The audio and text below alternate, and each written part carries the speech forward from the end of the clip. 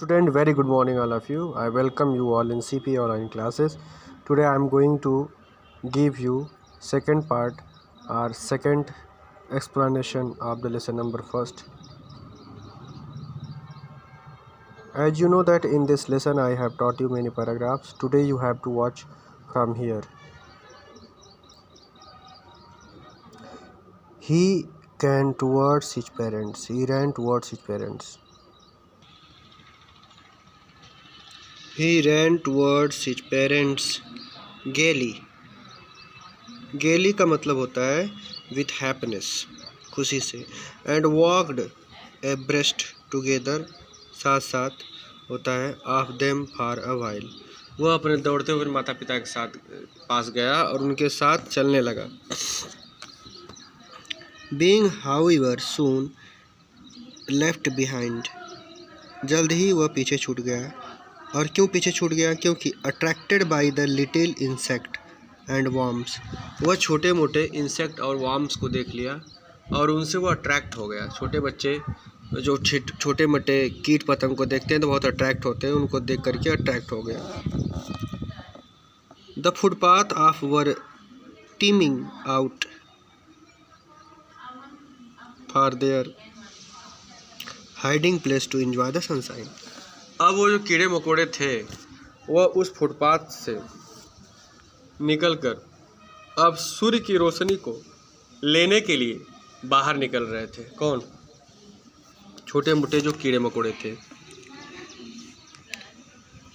आप देख सकते हैं, फिर से बता दे रहा हूँ कि attracted by the little insect and worms, छोटे मोटे कीड़े मकोड़े से वह अट्रैक्ट हुआ. अलोंग द फुटपाथ, जो फुटपाथ पर पगडंडी था. फुटपाथ मतलब पगडंडी जहाँ पैदल चलते हैं. दैट वर ट्रिमिंग आउट, जो कीड़े मकोड़े थे वो टीमिंग आउट मतलब होता है कम आउट, बाहर आ रहे थे. From their hiding place, hiding place मतलब अपने जो उनका बिल था, कह सकते हैं जो उनकी आँत थी, मात भी बोलते हैं, बिल भी बोलते हैं. और जो होल था, जो छिद्र था जहाँ वो स्टे करते रुकते हैं, वहाँ से वो निकल करके बाहर आते हैं. To enjoy the sunshine, sunshine का आनंद लेने के लिए. कम चाइल्ड कम, छोटे बच्चे इधर आओ, प्यारे बच्चे इधर आओ. His parents called from the shade of the group. Group मतलब होता है जो भीड़ होता है, उपवन, कुंज, बाग हम कह सकते हैं. शेड ऑफ द ग्रुप का मतलब जो बागीचे का छांव रहता है, वहाँ से उसके पेरेंट्स उसको बुलाते हैं. Where they had seated themselves on the edge of the well, जहाँ पर वह कुएं के किनारे अपने आप को वे लोग बैठे रहते हैं. ही रैन टुवर्ड्स देम मतलब इसके माता पिता छांव पर कुएं के किनारे, वेल लिखा.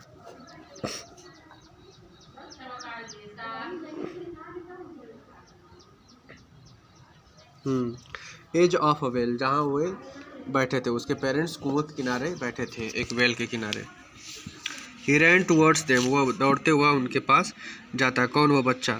अ shower of young flowers fell upon the child as he entered the group, जब बच्चा उस बागीचे में एंटर करता है, पहुंचता है, तो फूलों की एक पंखुड़ी या झोंका हम कह सकते हैं. शावर ऑफ यंग फ्लावर्स मतलब बौछार हम कह सकते हैं, उनके फूलों का ऊपर से गिरना, उसके ऊपर गिरता है.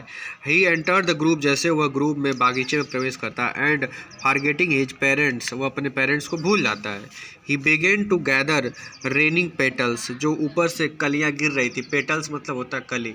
जब ऊपर से कलियां गिर रही थी उनको वह इकट्ठा करने लगा इन हिज हैंड्स, अपने हाथ में. But lo he heard the cooing of the doves and ran towards his parents, लेकिन तुरंत उसको जो फाख्ता पक्षियाँ होती हैं, एक प्रकार का बर्ड्स होता है, पक्षी होता है, उनकी आवाज़ वह सुनता है. कूइंग मतलब एक साउंड होता है उनकी. And ran towards his parents, वह दौड़ते हुए अपने माता पिता की ओर चला जाता है. टुवर्ड्स मतलब की ओर. एंड शाउटिंग, चिल्लाता है. द डूब मतलब फाख्ता पक्षी, फाख्ता पक्षी, पक्षी का नाम लेकर के वो चिल्लाता है और डर जाता है.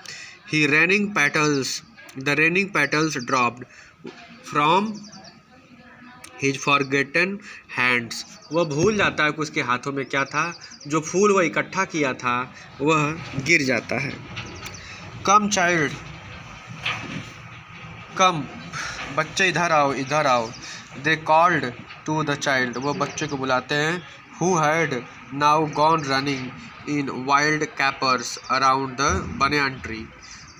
Who had now gone running, जो दौड़ते हुए वाइल्ड कैपर्स के साथ बनियान ट्री के पास गया. And gathering him up they took the narrow. अब वहाँ से वे लोग इकट्ठा होकर के उस तरफ जाने लगे जहाँ पर भीड़ जा रही थी. और वो भीड़ कहाँ जा रही थी? Wending footpaths which led to the fair, जो मेले की तरफ जा रही थी. और वो रास्ता कहाँ से था? ही मस्टर्ड फील्ड, मतलब थ्रो ही मस्टर्ड फील्ड, जो सरसों का खेत था वहीं से रास्ता था जाने के लिए मेले में, वहीं से वो लोग जाते हैं. As they near the village the child could see many other footpaths full of the throngs. जब वह बच्चा एक गांव के पास पहुंचा तो वह देखा कि वहां पर बहुत सारे लोग, थ्रॉन्ग्स मतलब भीड़ होता है, फुल ऑफ थ्रॉन्ग्स, फुटपाथ से होकर के लोग जा रहे थे. Covering to the whirlpool of the fair and felt at once repelled, thus fascinated by the confusion of the world he was entering. Covering to the whirlpool of fair.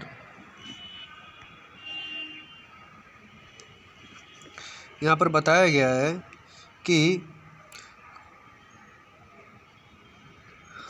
covering to the whirlpool of fair, he felt once repelled and fascinated by the confusion of the world he was entering. Covering of the whirlpool of the fair का मतलब मेले की भीड़ भाड़ को देख करके he felt once repelled to fascinated by the confusion of the world. वह संसार, इस संसार में इतने लोगों की भीड़ भाड़ को देख करके फैसिनेटेड होता है, आकर्षित होता है, और कन्फ्यूजन भी उसको हो जाती है.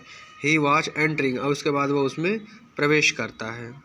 अ स्वीट मीट सेलर हॉकड, एक मिठाई बेचने वाला, जो फेरी वाले होते हैं उसको हॉकर बोलते हैं. चिल्ला चिल्ला के जो लोग बोलते हैं, बेचते हैं, उनको हॉकड बोलते हैं. वो चिल्लाता है gulab jamun, rasgulla, barfi, jalebi at the corner of the entrance. जहाँ से मेले में एंट्री लेते हैं वहीं पर वह चिल्ला रहा था.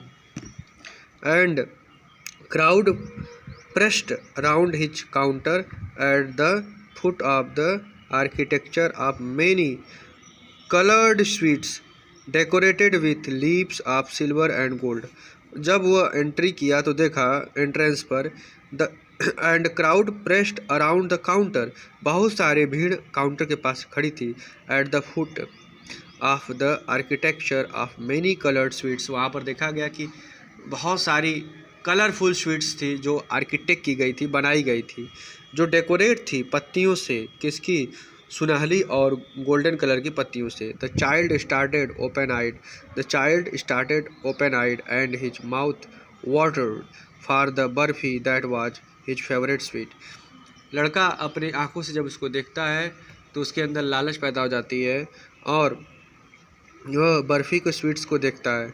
आई वांट दैट बर्फ़ी, और वह कहता है कि मुझे बर्फ़ी चाहिए.